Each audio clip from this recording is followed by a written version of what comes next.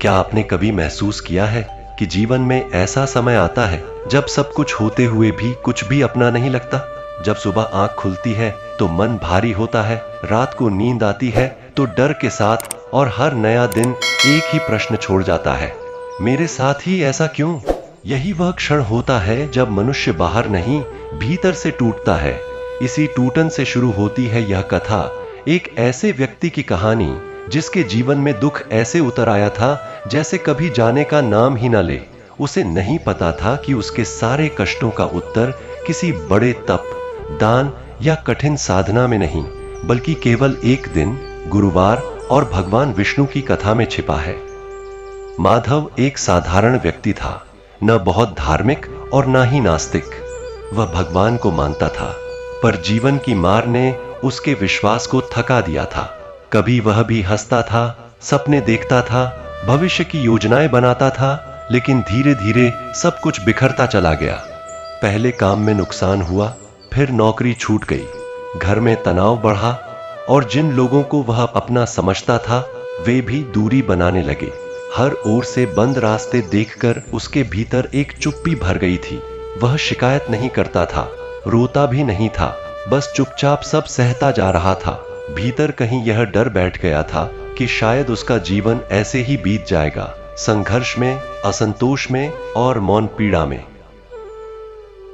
एक दिन ऐसा आया जब माधव ने पहली बार अपने ही जीवन से प्रश्न किया।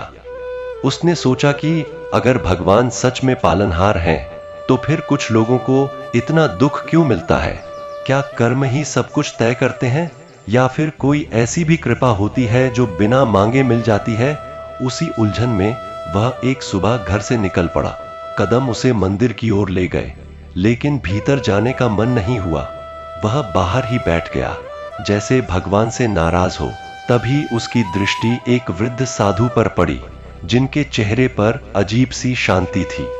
साधु ने बिना कुछ पूछे कहा कि जब मनुष्य का भरोसा टूटता है, तभी ईश्वर उसे नया सहारा देते हैं। यह वाक्य माधव के भीतर कहीं गूंज गया, जैसे कोई उसे भीतर से जानता हो। साधु ने उससे कोई कहानी नहीं सुनाई, कोई उपदेश नहीं दिया।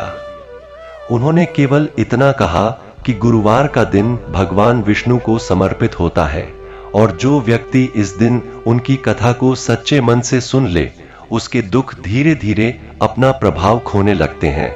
माधव को यह बात बहुत साधारण लगी। उसे लगा कि जीवन की जटिल समस्याओं का समाधान इतनी सरल बात में कैसे हो सकता है। फिर भी जाने क्यों वह बात उसके मन में अटक गई। शायद इसलिए कि जब सारे उपाय असफल हो जाएं, तब मनुष्य सरलता की ओर लौटता है। उस दिन वह बिना कुछ बोले घर लौट आया, पर भीतर एक हल्का सा स्पंदन था, जैसे किसी ने बुझती लौ को छू लिया हो। पहला गुरुवार उसके जीवन में बिना किसी विशेष तैयारी के आया। न व्रत, न नियम, न कोई दिखावा। बस वह बैठ गया और भगवान विष्णु की कथा सुनने लगा। शुरुआत में उसका मन भटकता रहा, विचार आते जाते रहे, पर धीरे धीरे कथा के शब्द उसे अपने भीतर खींचने लगे। नारायण के धैर्य, करुणा और संतुलन का वर्णन सुनते सुनते उसे लगा जैसे यह कथा किसी पुराने समय की नहीं, बल्कि उसके अपने जीवन की बात कर रही हो। पहली बार उसने महसूस किया कि भगवान केवल संकट हटाने वाले नहीं, बल्कि संकट में मन को संभालने वाले भी हैं। कथा समाप्त हुई, पर उसके भीतर कुछ ठहर गया, एक ऐसी शांति जिसे वह शब्दों में नहीं बांध सकता था। अगले दिनों में परिस्थितियां तुरंत नहीं बदली, समस्याएं वैसे ही थीं, जिम्मेदारियां उतनी ही भारी थीं, लेकिन माधव के भीतर एक बदलाव शुरू हो चुका था। वह अब हर गुरुवार की प्रतीक्षा करने लगा। कथा सुनते सुनते उसने यह समझना शुरू किया कि दुख कोई दंड नहीं, बल्कि एक प्रक्रिया है। भगवान विष्णु की कथाओं में बार बार यह भाव आता था कि पालन का अर्थ केवल देना नहीं, बल्कि सही समय पर रोकना और सही दिशा में मोड़ना भी होता है। यह विचार उसके भीतर उतरने लगा। अब जब कोई कठिनाई आती तो वह तुरंत टूटता नहीं था। वह सोचता कि शायद इसके पीछे भी कोई उद्देश्य है जिसे अभी समझ पाना संभव नहीं। धीरे धीरे उसके व्यवहार में सूक्ष्म परिवर्तन आने लगे। वह पहले से अधिक धैर्यवान हो गया, कम शिकायत करने लगा और दूसरों की बात सुनने लगा। लोगों ने भी यह बदलाव महसूस किया। कुछ अवसर ऐसे आए जब बिना मांगे उसे सहायता मिली। कोई पुराना परिचित काम का प्रस्ताव लेकर आया, किसी ने उसकी सलाह को महत्व दिया। यह सब बहुत बड़ा नहीं था, पर इतना जरूर था कि उसे यह एहसास होने लगा कि जीवन पूरी तरह उसके विरोध में नहीं है। जैसे कोई अदृश्य शक्ति उसे यह सिखा रही हो कि भरोसा लौटाने से रास्ते खुलने लगते हैं। एक रात उसने स्वप्न देखा कि वह एक नदी के किनारे खड़ा है।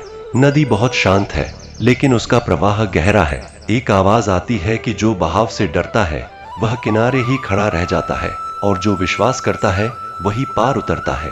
नींद खुलने पर माधव को यह स्वप्न साधारण नहीं लगा। उसे लगा जैसे भगवान विष्णु स्वयं उसे संकेत दे रहे हों कि कथा केवल सुनने के लिए नहीं, बल्कि जीने के लिए है। उस दिन उसने पहली बार भीतर से स्वीकार किया कि उसके दुख कम हो रहे हैं, भले ही परिस्थितियां पूरी तरह बदली ना हो। यहीं से माधव की यात्रा वास्तव में शुरू होती है। यह यात्रा बाहरी सफलता की नहीं, बल्कि आंतरिक स्थिरता की है। गुरुवार को भगवान विष्णु की कथा उसके लिए अब एक आदत नहीं, बल्कि जीवन की रीढ़ बन चुकी थी। उसे यह समझ आ गया था कि दुख इसलिए समाप्त होते हैं क्योंकि मनुष्य उन्हें ढोने का तरीका बदल लेता है। यह कथा अभी अपने प्रारंभ में है, क्योंकि आगे विष्णु कृपा उसे और गहरी परीक्षाओं से गुजारने वाली है। लेकिन भाग एक यही यह संकेत दे देता है कि जब मन सच्चे भाव से कथा से जुड़ता है, तब जीवन चाहे जैसा भी हो, भीतर से टूटना बंद हो जाता है, और यही सबसे बड़ी कृपा की शुरुआत होती है।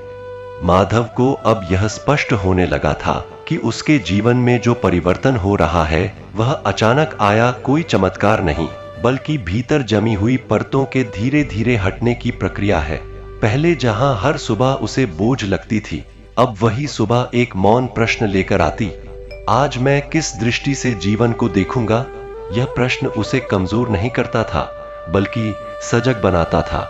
वह समझने लगा था कि दुख केवल घटनाओं का नाम नहीं, बल्कि उन घटनाओं को देखने का तरीका भी है।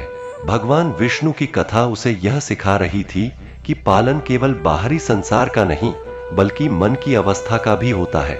जिस दिन मन स्थिर होने लगता है, उसी दिन जीवन की गति भी बदलने लगती है। एक गुरुवार ऐसा आया जब माधव का मन असाधारण रूप से अशांत था। पिछले कुछ दिनों से काम में फिर रुकावट आ गई थी।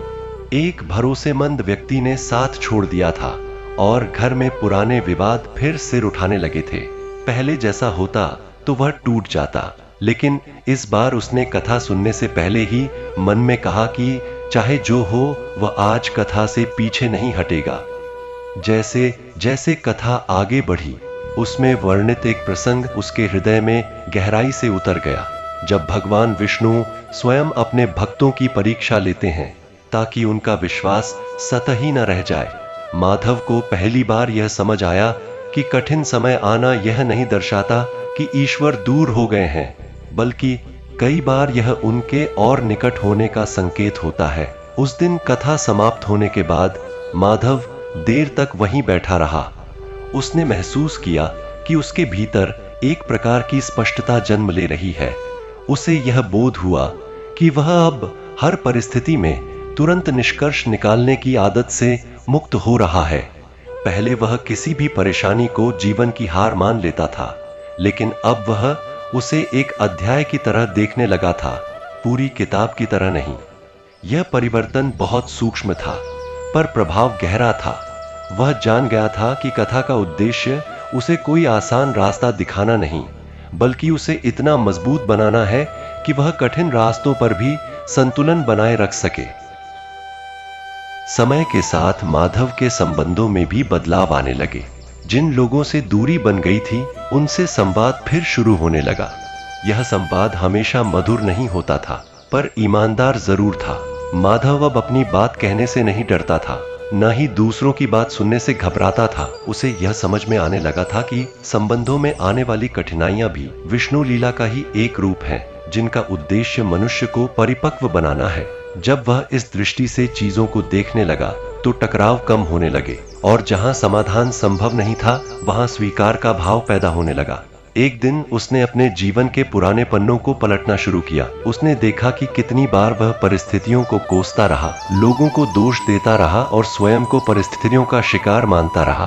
अब उसे यह सब देखकर आश्चर्य हो रहा था। उसे लग रहा था कि जैसे वह किसी और की कहानी पढ़ रहा हो।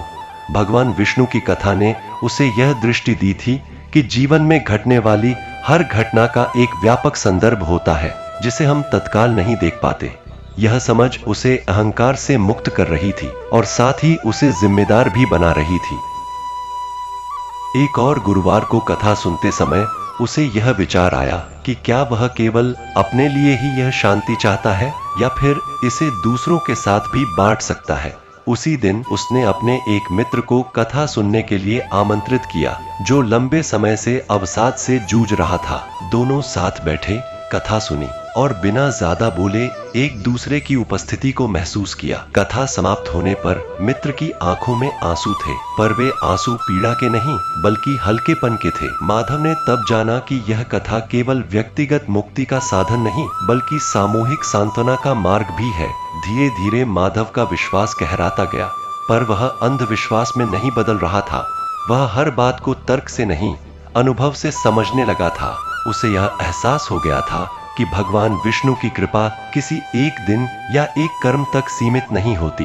वह एक निरंतर प्रक्रिया है जो तब शुरू होती है जब मनुष्य अपने भीतर स्थिरता को स्थान देता है। माधव अब कथा को केवल शब्दों की श्रृंखला नहीं मानता था, बल्कि जीवन के हर अनुभव में उसकी प्रतिध्वनि सुनने लगा था।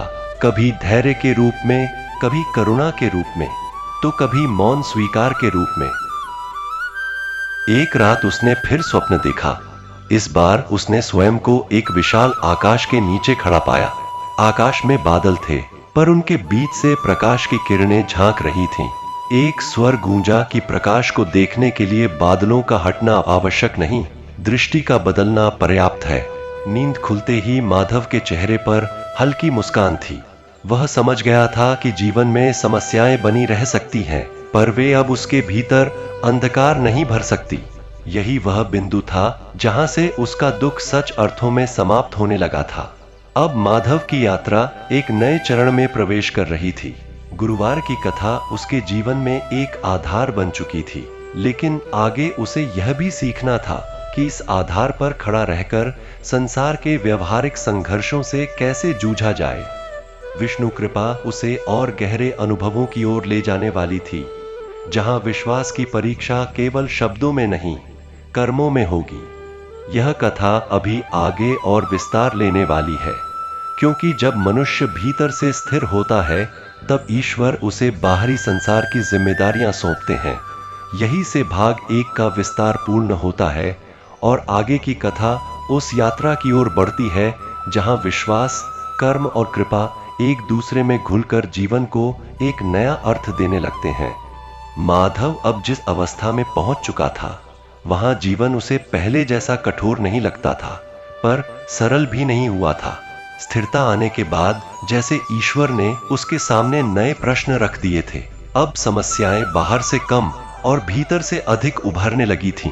उसे यह समझ आने लगा था कि जब मन शांत होता है, तब मनुष्य अपने भीतर छिपे डर, लालसा और अपेक्षाओं को स्पष्ट रूप से देखने लगता है। पहले वह परिस्थितियों से लड़ रहा था, अब वह स्वयं को समझने की प्रक्रिया में था। कई बार कथा सुनते समय उसके मन में पुराने अपराध बोध उभर आते। कभी किसी को दिए गए कठोर शब्द याद आ जाते, तो कभी स्वयं के प्रति किया गया अन्याय। इन क्षणों में कथा उसे ढांढस नहीं देती थी, बल्कि सच का सामना कराती थी। वह समझ गया था कि विष्णु कृपा केवल सांत्वना नहीं, आत्मबोध भी है, और आत्मबोध कभी कभी पीड़ा के साथ आता है। इसी बीच एक ऐसा अवसर आया जिसने माधव की अब तक की समझ को गहराई से परखा। उसे एक काम का प्रस्ताव मिला जो आर्थिक रूप से बहुत लाभदायक था, पर उसमें कुछ ऐसे समझौते शामिल थे जो उसके भीतर उभर रही नई चेतना से मेल नहीं खाते थे। पहले वाला माधव बिना ज्यादा सोचे इसे स्वीकार कर लेता, लेकिन अब वह दुविधा में पड़ गया। गुरुवार को कथा सुनते समय उसका मन बार बार उसी प्रस्ताव की ओर लौट रहा था।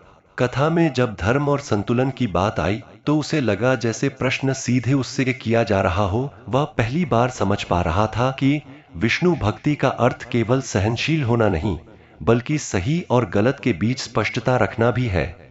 उस दिन कथा समाप्त होने के बाद उसने वह प्रस्ताव ठुकरा दिया और यह निर्णय उसे डराने के साथ साथ मुक्त भी कर गया। निर्णय के बाद कुछ दिन कठिन रहे। आर्थिक दबाव फिर बढ़ गया, घर में चिंता का माहौल बन गया। भीतर का पुराना भय सिर उठाने लगा कि कहीं उसने गलती तो नहीं कर दी। लेकिन इस बार वह भय उसे पूरी तरह जकड़ नहीं पाया। हर गुरुवार कथा उसे यह याद दिलाती रही कि तत्काल लाभ से अधिक महत्वपूर्ण दीर्घकालिक संतुलन होता है। उसे यह भी समझ आने लगा था कि विश्वास का वास्तविक अर्थ तब प्रकट होता है जब परिणाम अनिश्चित हो। धीरे धीरे उसके भीतर एक मौन धैर्य विकसित होने लगा। वह समस्याओं को टाल नहीं रहा था, पर उनके साथ जीना सीख रहा था। यही वह अवस्था थी जहां दुख उसे तोड़ने के बजाय गढ़ने लगे थे। इसी समय माधव के जीवन में एक और महत्वपूर्ण व्यक्ति का प्रवेश हुआ। यह व्यक्ति न तो कोई साधु था, न कोई उपदेशक, बल्कि एक सामान्य गृहस्थ जिसने जीवन में बड़े उतार चढ़ाव देखे थे। उनकी बातचीत साधारण विषयों से शुरू हुई, पर धीरे धीरे जीवन की गहराई तक पहुंच गई। माधव ने महसूस किया कि भगवान विष्णु कभी कभी कथा के शब्दों के माध्यम से नहीं, बल्कि मनुष्यों के अनुभवों के माध्यम से भी बोलते हैं। उस व्यक्ति की बातें माधव के भीतर गूंजती रहीं, क्योंकि उनमें शिकायत नहीं, स्वीकार था। माधव को यह समझ में आया कि हर वह व्यक्ति जो शांत दिखता है, उसके पीछे संघर्षों की लंबी कथा होती है और वही संघर्ष उसे स्थिर बनाते हैं। एक गुरुवार को कथा सुनते समय माधव को पहली बार यह अनुभव हुआ कि वह केवल श्रोता नहीं रहा। कथा के शब्द उसके भीतर से निकलकर उसके कर्मों में उतरने लगे थे। वह अब केवल धैर्य और करुणा के बारे में नहीं सुन रहा था, बल्कि उन्हें अपने व्यवहार में जी रहा था। यह परिवर्तन नाटकीय नहीं था, पर निरंतर था। लोग अब उसे पहले से अलग नजर से देखने लगे थे। कुछ को उसका बदलना अजीब लगा, कुछ को प्रेरक। माधव स्वयं इस बदलाव को किसी उपलब्धि की तरह नहीं देखता था। उसे लगता था कि वह केवल अपने स्वभाव के वास्तविक रूप की ओर लौट रहा है, जिसे जीवन की दौड़ में कहीं खो दिया था। धीरे धीरे माधव के भीतर सेवा का भाव भी जागृत होने लगा। यह सेवा किसी बड़े मंच या पहचान के लिए नहीं थी, बल्कि आसपास के लोगों के लिए, जिनके दुख वह अब स्पष्ट देख पाता था। उसने महसूस किया कि जब मनुष्य अपने दुख से ऊपर उठता है, तब उसे दूसरों का दुख भी दिखाई देने लगता है। गुरुवार की कथा अब उसके लिए केवल आत्मिक साधना नहीं, बल्कि सामाजिक चेतना का स्रोत बन चुकी थी। वह समझने लगा था कि भगवान विष्णु का पालन केवल व्यक्ति तक सीमित नहीं, बल्कि समाज तक विस्तृत होता है, और हर जागरूक मनुष्य उस पालन की प्रक्रिया का एक माध्यम बन सकता है। एक रात जब वह देर तक जागता रहा, उसके मन में एक गहरी शांति के साथ एक प्रश्न भी उठा। क्या यह अवस्था स्थायी है? क्या वह फिर कभी टूटेगा नहीं? उसी क्षण उसे यह बोध हुआ कि स्थायित्व कोई स्थिर स्थिति नहीं, बल्कि निरंतर सजगता है। टूटना जीवन का हिस्सा है, पर हर बार टूटने के बाद संभलने की क्षमता ही वास्तविक कृपा है। उसने स्वीकार किया कि आगे भी कठिनाइयां आएंगी, भ्रम भी होंगे, पर अब उसके पास एक दृष्टि है जो उसे अंधकार में भी दिशा दिखा सकती है। यही स्वीकार उसके भीतर विनम्रता लेकर आया, जो किसी भी आध्यात्मिक यात्रा का आधार होती है। अब माधव की कथा उस मोड़ पर आ चुकी थी जहां उसे यह समझ आ गया था कि गुरुवार की विष्णु कथा केवल दुख मिटाने की विधि नहीं, बल्कि जीवन को परिपक्व बनाने की प्रक्रिया है। यह कथा मनुष्य को निर्भर नहीं बनाती, बल्कि जिम्मेदार बनाती है। आगे की यात्रा में उसे और परीक्षाओं से गुजरना होगा, जहां उसकी यह नई समझ केवल विचार नहीं, कर्म बनकर सामने आएगी। यहीं से यह कथा अगले चरण में प्रवेश करती है, जहां विष्णु कृपा अब उसे भीतर से नहीं, बाहर के संसार में भी परखने वाली है, ताकि यह स्पष्ट हो सके कि जो शांति उसने पाई है वह परिस्थितियों पर निर्भर है या दृष्टि पर। यह प्रश्न अब माधव के जीवन का केंद्र बन चुका था। उसे लगने लगा था कि ईश्वर अब उससे केवल सुनने या समझने की अपेक्षा नहीं कर रहे, बल्कि जीकर दिखाने को कह रहे हैं। जैसे ही यह भाव भीतर स्पष्ट हुआ, जीवन ने उसे बाहरी स्तर पर भी कसना शुरू कर दिया। जिन चीजों में वह अब तक सहारे ढूंढता रहा था, वे एक एक करके अस्थिर होने लगी। काम का एक और अवसर हाथ से निकल गया। कुछ लोगों ने उसकी बदली हुई सोच का मजाक उड़ाया और परिवार के भीतर भी यह प्रश्न उठने लगा कि क्या यह सब कथा कहानी उसे व्यावहारिक जीवन से दूर तो नहीं ले जा रही। माधव इन बातों से अनजान नहीं था, पर अब वह प्रतिक्रिया नहीं देता था। वह भीतर ही भीतर देख रहा था कि ये प्रश्न उसे विचलित करने के लिए नहीं, बल्कि उसकी जड़ों को और गहरा करने के लिए आए हैं। एक गुरुवार ऐसा भी आया जब कथा सुनते समय उसका मन बिल्कुल खाली था। न कोई विशेष भाव, न आंसू, न शांति की अनुभूति। पहले होता तो वह घबरा जाता, सोचता कि शायद उसका विश्वास डगमगा रहा है, लेकिन इस बार उसने उस शून्य को भी स्वीकार कर लिया। उसे समझ आने लगा था कि हर दिन अनुभूति एक जैसी नहीं होती और यही जीवन का स्वभाव है। कथा के शब्द उस दिन भीतर उतरकर कोई हलचल नहीं मचा रहे थे, पर बाद में दिन के सामान्य कार्यों के बीच वही शब्द अचानक किसी स्थिति में अर्थ बनकर उभर आते। तब माधव को यह अनुभव हुआ कि विष्णु कथा अब केवल एक निर्धारित समय की साधना नहीं रही, बल्कि उसके पूरे दिन में फैल चुकी है, जैसे श्वास की तरह, जिसे महसूस करने की जरूरत नहीं, पर जिसके बिना जीवन संभव नहीं। समय बीतने के साथ माधव को यह भी दिखने लगा कि उसकी स्थिरता कुछ लोगों को असहज कर रही है। जहां पहले वह सबकी अपेक्षाओं पर खरा उतरने की कोशिश करता था, अब वह विनम्रता से नो कह पाता था। यह न किसी विरोध से नहीं, बल्कि स्पष्टता से आता था। कुछ संबंध इस बदलाव को सह नहीं पाए और धीरे धीरे दूर हो गए। पहले ऐसा होता तो माधव स्वयं को दोषी मान लेता, पर अब वह समझता था कि हर दूरी विछोह नहीं होती, कई बार वह स्वाभाविक विभाजन होती है। उसे यह बोध हुआ कि विष्णु कृपा कभी कभी जीवन से उन चीजों को हटाती है जिनसे हम अनजाने में बंधे रहते हैं, ताकि आगे की यात्रा हल्की हो सके।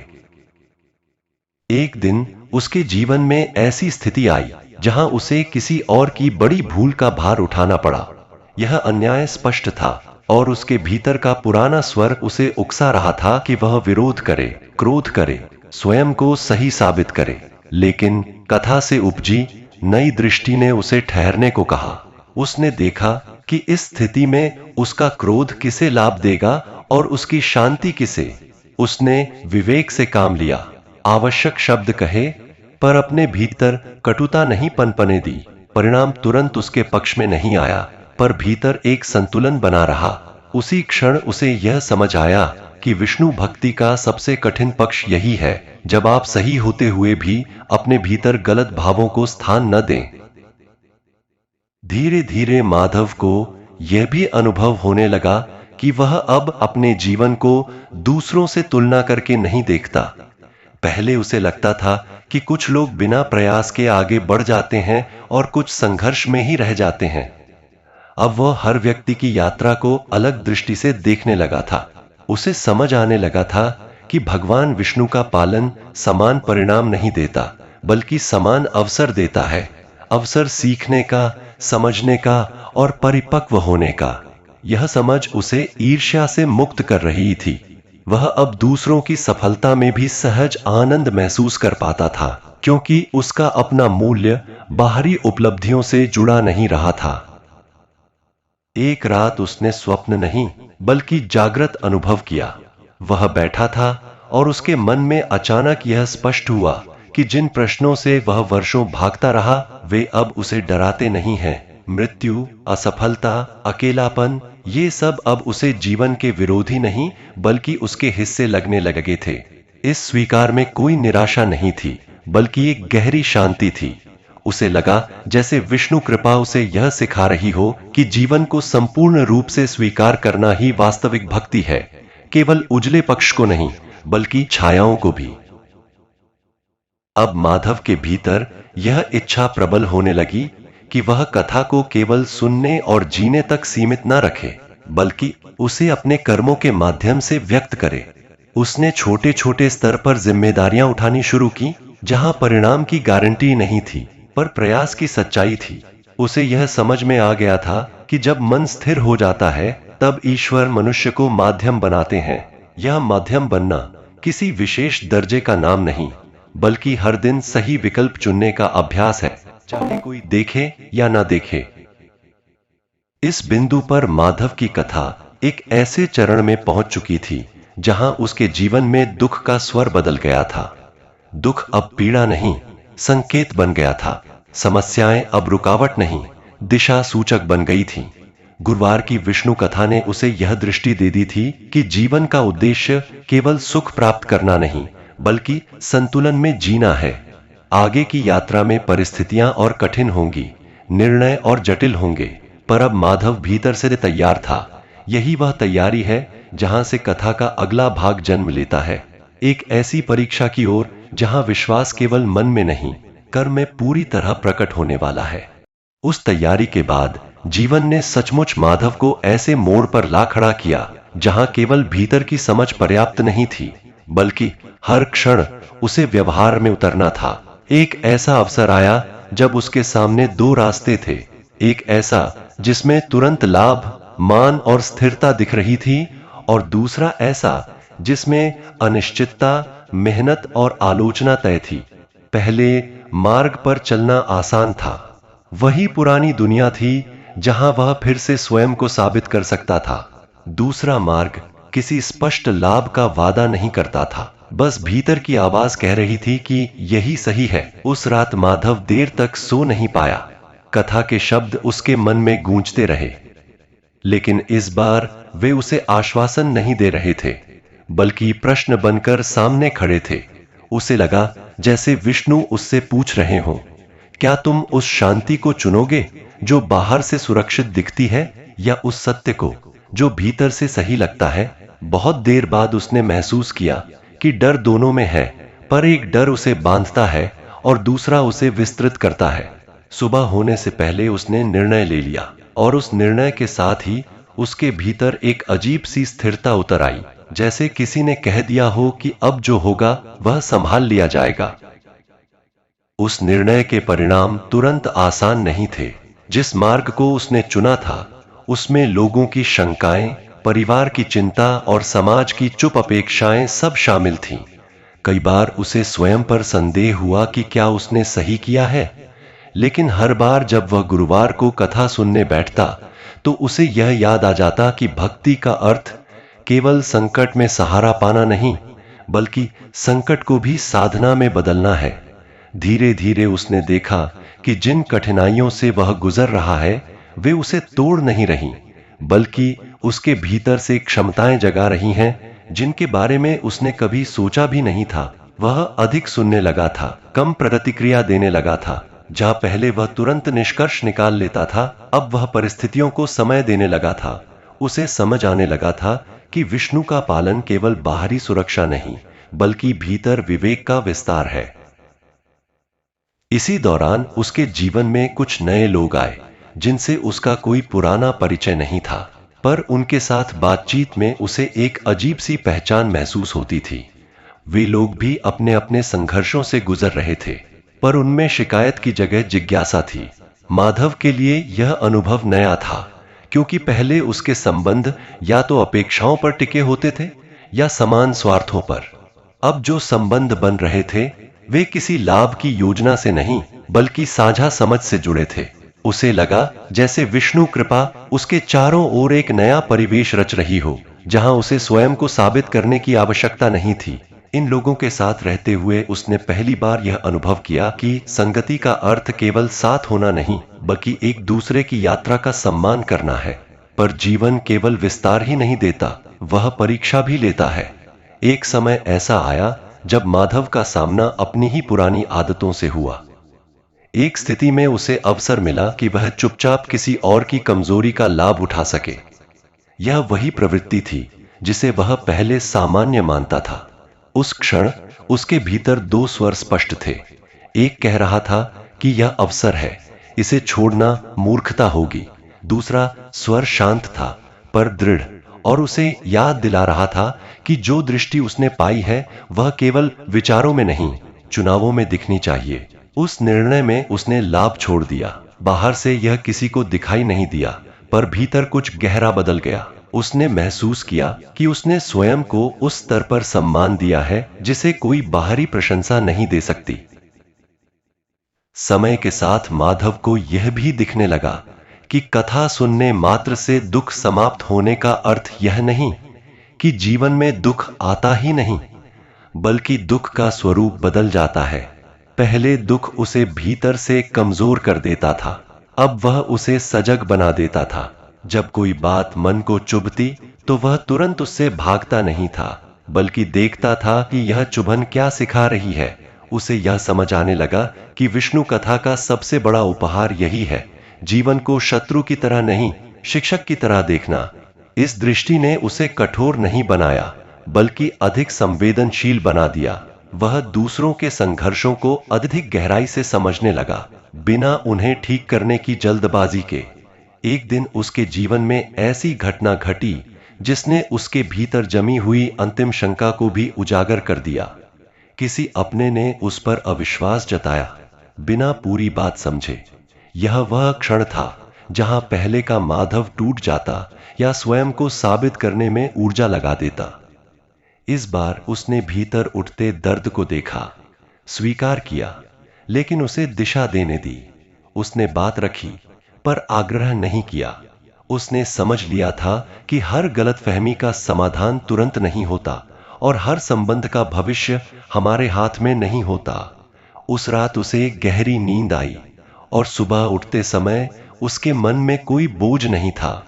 उसे लगा जैसे उसने किसी अदृश्य परीक्षा को पार कर लिया हो।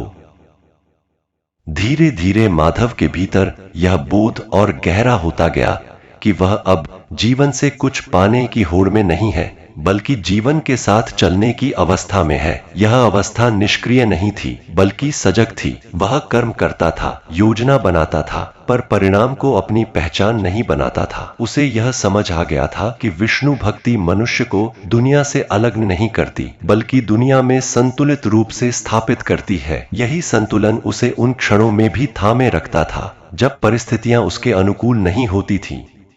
अब उसकी कथा एक ऐसे मोड़ पर आ चुकी थी जहां बाहर से देखने वाले को शायद कुछ विशेष न दिखे, पर भीतर एक नई नींव तैयार हो चुकी थी। यह नींव किसी चमत्कार पर नहीं, बल्कि लगातार किए गए छोटे सही चुनावों पर टिकी थी। गुरुवार की कथा अब उसके लिए किसी विशेष दिन की प्रतीक्षा नहीं थी, बल्कि हर दिन की पृष्ठभूमि बन चुकी थी। वह जानता था कि आगे भी जीवन उसे चुनौती देगा, शायद पहले से अधिक जटिल रूप में, पर अब उसके भीतर यह भरोसा था कि वह परिस्थितियों पर निर्भर नहीं है, बल्कि उस दृष्टि पर टिका है जो उसने अर्जित की है।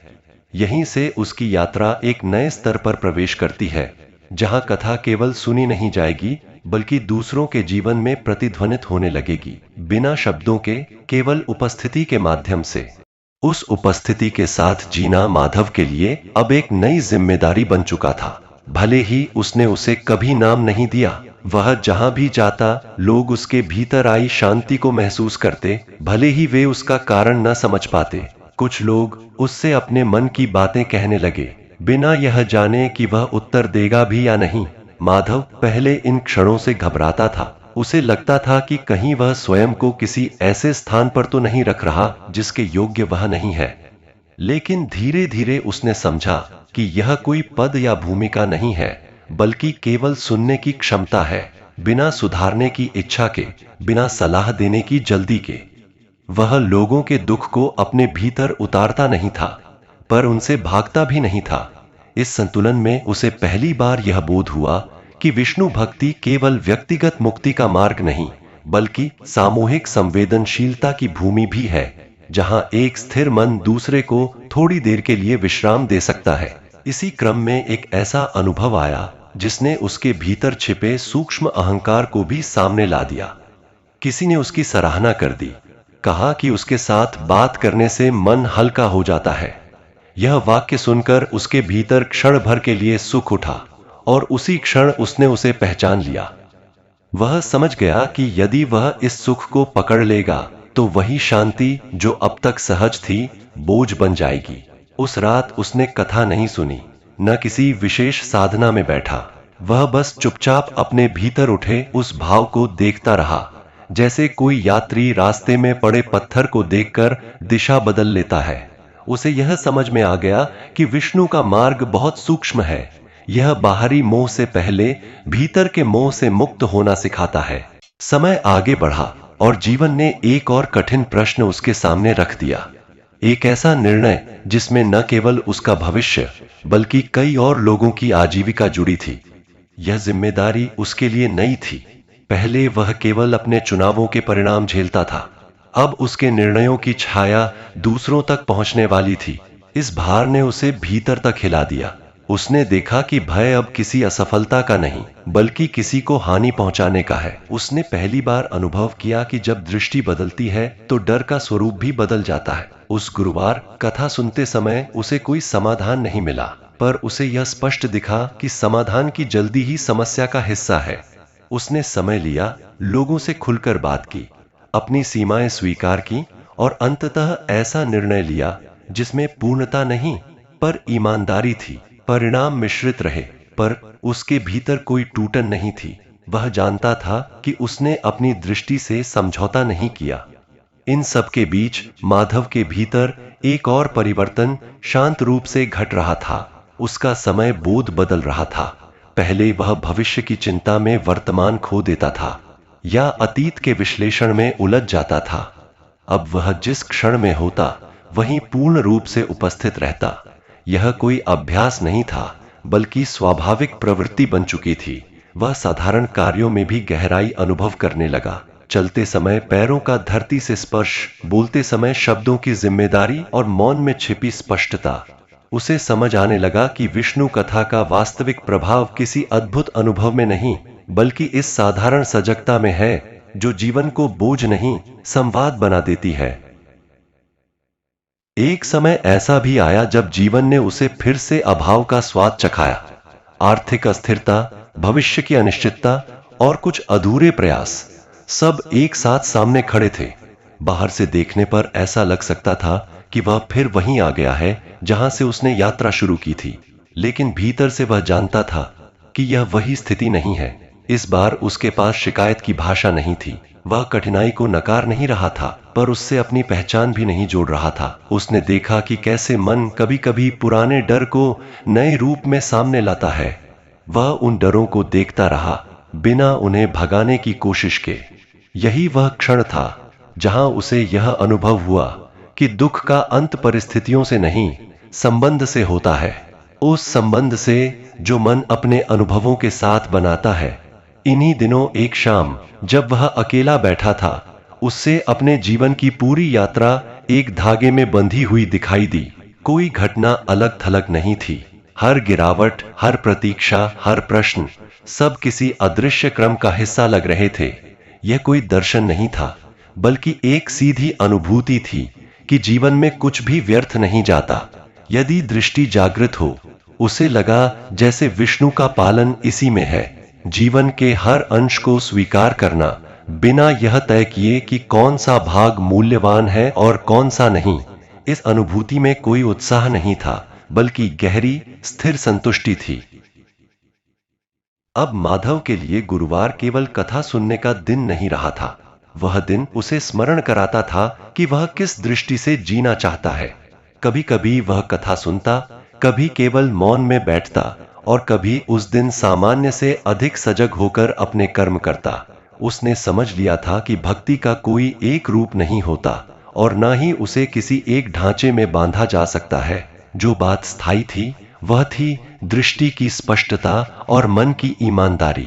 यही दो तत्व उसके लिए अब हर निर्णय की कसौटी बन चुके थे।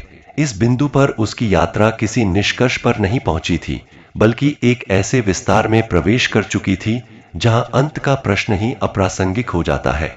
वह जानता था कि आगे फिर उलझने आएंगी, शायद पहले से भी गहरी, पर अब उसके भीतर यह स्पष्ट था कि वह उन उलझनों से भागेगा नहीं। विष्णु कथा ने उसे यह सिखा दिया था कि जीवन का रहस्य दुख के मिट जाने में नहीं बल्कि दृष्टि के परिपक्व हो जाने में है। यही परिपक्वता उसे हर परिस्थिति में थामे रखेगी, चाहे वह अनुकूल हो या नहीं। और यहीं से कथा अपने अगले और भी सूक्ष्म चरण की ओर बढ़ती है, जहां माधव केवल अपने जीवन की नहीं बल्कि उस दृष्टि की कहानी बन जाता है जो बिना बोले भी दूसरों के भीतर कुछ जगा देती। दर्शक बंधु, यह भगवान विष्णु की कथा यहीं समाप्त नहीं होती, क्योंकि नारायण की कथाएं कभी समाप्त नहीं होती। वे हर उस जीवन में निरंतर प्रवाहित होती रहती हैं जहां विश्वास की धारा बहती है और धर्म का दीपक भीतर ही भीतर प्रकाशित रहता है। यह कथा केवल शब्दों का क्रम नहीं बल्कि उस चेतना की यात्रा है जो मनुष्य को जीवन के हर मोड़ पर संभालना सिखाती है। आज हमने जाना कि भगवान विष्णु अपने भक्त को केवल संकटों से बचाते ही नहीं बल्कि समझ और विवेक के माध्यम से उसे परिपक्व भी बनाते हैं। वे मनुष्य को टूटने नहीं देते बल्कि हर कठिन परिस्थिति के बीच संतुलन सिखाते हैं और अंततः वही प्रदान करते हैं जिसका वह धैर्य, सत्य और धर्म के मार्ग पर चलकर सच्चे अर्थों में अधिकारी बनता है। यदि आज की इस कथा ने आपके हृदय में नारायण का स्मरण बढ़ाया हो, यदि आपके भीतर शांति, धैर्य और धर्म की भावना जागी हो, तो हम आपसे एक छोटा सा निवेदन करते हैं। इस वीडियो को लाइक करें, चैनल सनातनी ज्ञान को सब्सक्राइब करें और बेल आइकन अवश्य दबाएं, ताकि ऐसी ही दिव्य कथाएं आप तक निरंतर पहुंचती रहें। क्योंकि धर्म साझा करने से और अधिक सुदृढ़ होता है और भक्ति सुनने से केवल मन नहीं, पूरा जीवन आलोकित होने लगता है। जब यह ज्ञान दूसरों तक पहुंचता है तो उसका प्रभाव केवल व्यक्ति तक सीमित नहीं रहता बल्कि समाज तक फैलता है। दर्शक बंधु, हम फिर मिलेंगे एक नई कथा के साथ, एक नई दृष्टि के साथ और भगवान विष्णु की एक और दिव्य लीला के साथ जो आपके जीवन को समझ, संतुलन और विश्वास से भर देगी। तब तक के लिए भगवान विष्णु आपके जीवन में धैर्य और विवेक बनाए रखें, आपके मार्ग से भय और भ्रम को दूर करें और आपके घर में शांति, धर्म और समृद्धि का स्थायी वास हो। जय श्री विष्णु। नमो नारायणाय। जय सनातन धर्म।